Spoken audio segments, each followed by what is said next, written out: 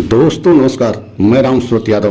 प्रधानमंत्री मोदी की भाषा शैली इस स्तर तक आ गई है कि आप कल्पना नहीं कर सकते हैं। आज़ाद भारत में किसी प्रधानमंत्री की भाषा शैली इस स्तर तक नहीं आई थी, जिससे कि पूरे देश की जनता जब चिंता कर रही है कि प्रधानमंत्री मोदी जी इस स्तर तक भाषा शैली का प्रयोग कैसे कर रहे हैं। क्या प्रधानमंत्री मोदी को हार का डर सताने लगा है, या राहुल गांधी से हर स्तर पर अब प्रधानमंत्री मोदी जी पिछड़ रहे हैं? क्या कारण है कि प्रधानमंत्री मोदी की भाषा शैली इतनी बिगड़ गई है? आपने देखा है 2014 में, 2019 में प्रधानमंत्री मोदी की ऐसी भाषा शैली नहीं थी, लेकिन इस बार 2024 के चुनाव में प्रधानमंत्री मोदी की भाषा शैली इतना ज़्यादा निम्न स्तर पर पहुंच गई है कि आप कल्पना नहीं कर सकते हैं। हर देशवासी चिंतित है कि प्रधानमंत्री मोदी देश के सबसे बड़े पद पर विद्यमान हैं और उनके द्वारा इस स्तर की भाषा शैली का प्रयोग किया जा रहा है। मतलब मुजा जैसे शब्द तक का उन्होंने जो है इस्तेमाल किया और विपक्ष पे कटाक्ष किया।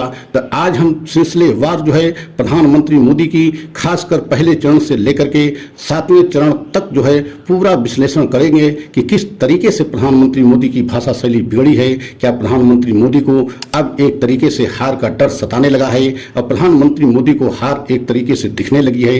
यही कारण है कि प्रधानमंत्री मोदी की भाषा शैली इतनी बिगड़ गई है। तो आज हम इसी पर सिलसिलेवार आप लोगों को बताएंगे, लेकिन आपसे निवेदन है कि अगर हमारे चैनल पर पहली बार हैं तो चैनल को लाइक सब्सक्राइब कर लें, वीडियो को अंत तक जरूर देखें, तभी पूरी बात आपके समझ में आएगी। तो सबसे पहले हम प्रथम चरण की बात करते हैं। पहले चरण का जब चुनाव हुआ तभी प्रधानमंत्री मोदी को ऐसा लगा कि एक तरीके से चुनाव हमारे हाथ से निकल रहा है। और आपने देखा है कि पहले चरण के बाद ही प्रधानमंत्री मोदी जी मंगलसूत्र की बात किया कि अगर कांग्रेस चुनाव जीतती है तो हर जो है महिला से मंगलसूत्र जो है कांग्रेस की सरकार छीन लेगी। तो आप सोचिए कितना जो है निम्न स्तर की भाषा का उन्होंने इस्तेमाल किया। और उसके बाद दूसरे चरण में तो उन्होंने और सीमा पार कर दिया, यहाँ तक कह दिया कि अगर कांग्रेस चुनाव जीतती है तो आपकी एक भैंस ले लेगी। तो आप समझ सकते हैं कि किस स्तर की प्रधानमंत्री जो है भाषा का इस्तेमाल हर चरण के बाद करते रहे। और तीसरे चरण के बाद उन्होंने यहां तक कह दिया कि अगर जो है कांग्रेस की सरकार आई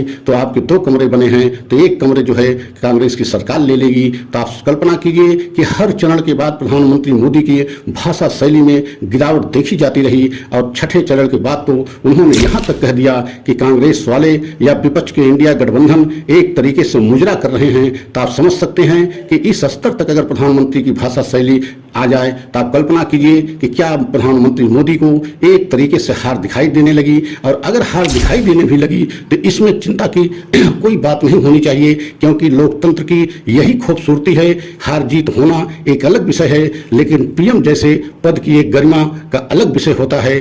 पीएम एक बहुत ही सम्मानित हमारे देश का सर्वोच्च पद है। क्या उस पद की गरिमा को भी प्रधानमंत्री ध्यान में नहीं रख रहे हैं और इस स्तर तक उनकी भाषा शैली चली गई? और इसका कारण और इसके पीछे का सबसे बड़ा रहस्य ये है कि प्रधानमंत्री मोदी जी इस समय राहुल गांधी से हर मामले में पिछड़ रहे हैं। और आप देख रहे हैं कि एक तरफ राहुल गांधी और तेजस्वी अखिलेश यादव की रैलियों में जन सैलाब उमड़ रहा है, और दूसरी तरफ आप देख रहे हैं जो है प्रधानमंत्री मोदी की रैलियों में कुर्सियां खाली देखी जा रही हैं। अमित शाह की रैलियों में कुर्सियां खाली देखी जा रही हैं। मतलब जनता में उत्साह बिल्कुल नहीं है प्रधानमंत्री के प्रति या भारतीय जनता पार्टी के प्रति कि तीसरी बार सरकार बने। यही कारण है कि उनकी रैलियों में भीड़ नहीं दिखाई दे रही है।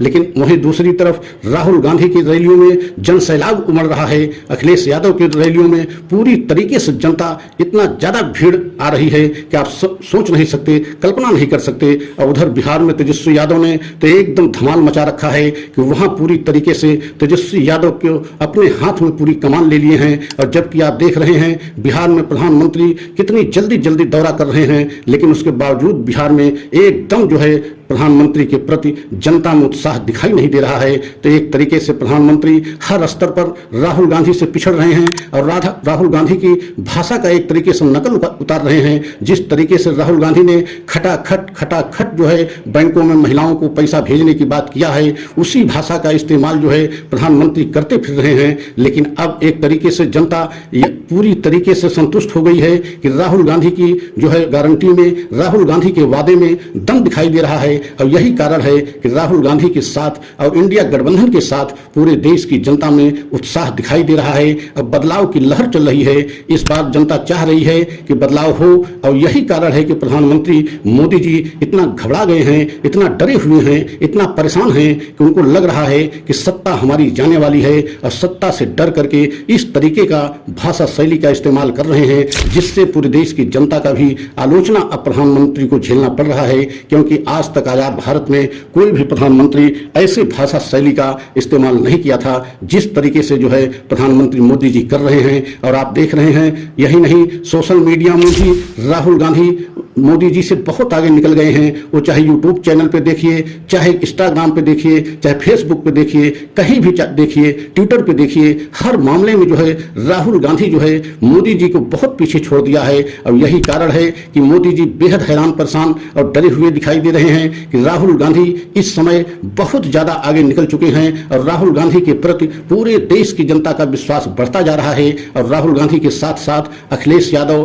तेजस्वी यादव के साथ जिस तरीके से जनता जुड़ी है, इंडिया गठबंधन से जुड़ी है, उससे प्रधानमंत्री मोदी की पूरी नींद उड़ गई है। अब पूरी तरीके से जो है बीजेपी ये समझ गई है कि अब तीसरी बार सत्ता में वापसी करना संभव नहीं है। और यही कारण है कि प्रधानमंत्री मोदी जी इतना डरे हुए हैं कि उनको लग रहा है कि 4 जून को हमारी विदाई होनी तय है और सत्ता जाने वाली है। राहुल गांधी हर जो है रैली में यही बात कहते हैं कि 4 जून को प्रधानमंत्री मोदी की विदाई तय है। और इतना ज्यादा डरे हुए हैं प्रधानमंत्री मोदी की सरकार उनकी जाएगी तो ईडी के सवालों को जवाब प्रधानमंत्री मोदी कैसे देंगे, यही सारी बातों को लेकर के राहुल गांधी मोदी पर लगातार हमला कर रहे हैं। तो अगर हमारा यह वीडियो आप लोगों को अच्छा लगा हो तो लाइक सब्सक्राइब जरूर करें, कमेंट के द्वारा अपनी राय अवश्य हमको दें। अगला वीडियो पुनः हम लेकर के आएंगे। जय हिंद, जय भारत।